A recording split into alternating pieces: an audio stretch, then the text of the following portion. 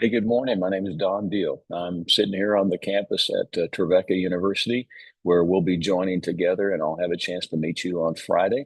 And I'm really looking forward to that. We're going to be focusing on strengths and strengths-based leadership. What are your best strengths, and how should you use those in your life? And we want to help you recognize those. So we appreciate you taking the time to take the assessment and read through that report. It'll give you some description of what that means. And I would encourage you to highlight or circle the words or the sentences that really resonate with you. And you read it and say, yeah, that is me for sure. Or if there's some things you're not sure of, just maybe circle it and put a question mark. Maybe there's a question that will be answered there.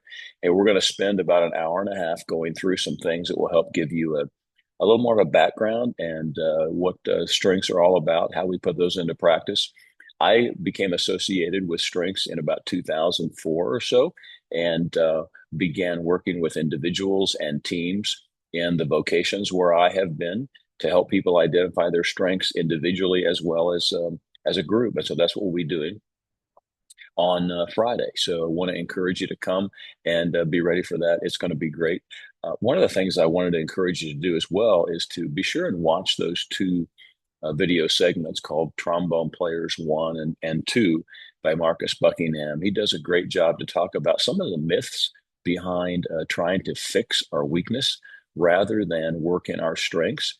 And so I want you to know those as a background of what we talk about on Friday. Another thing that I wanted to just mention to you is some of the benefits. There definitely are some great benefits to you and me as we focus on our strengths. One of those is where you will find your greatest satisfaction in the work that you do, the vocation that you choose, how you live out your calling. And there are places that will bring you greater responsibility, greater satisfaction, a natural fit rather than just doing something you feel like you have to do because, and some of us, we have to do that anyway. That's why they call it work. But there are ways that we want to live out our vocation that really fit into our strengths. And so that's one side of it. It also gives insights to your relationships. Everybody is not wired the same, as you know, and you see that in the report for your cohort, which everybody has different top five strengths. And so the way that we interact, how we manage conflict, how we communicate, how we solve problems, what the world looks like to us when we open our eyes in the morning. I mean, it's all different. And so how we interact with other people and how we see them, see the value in them rather than seeing things that are abrasive to us, we can see benefits that they bring to us. So we have greater partnerships and we enrich other's lives and give a better perspective. So that's another part of learning your strengths.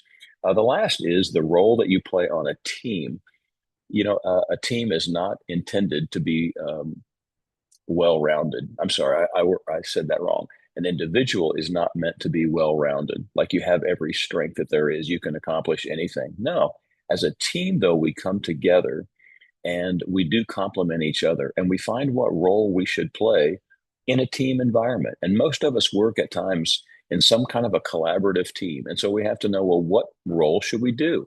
How shall we interact with this team? What should my responsibility be? Strengths gives a great ability to say, this is probably what I need to do. This is where I will be successful. This will be my greatest contribution to the team. So those are just a few things. We'll talk about more on Friday, but I just wanted to give you a little backdrop on that.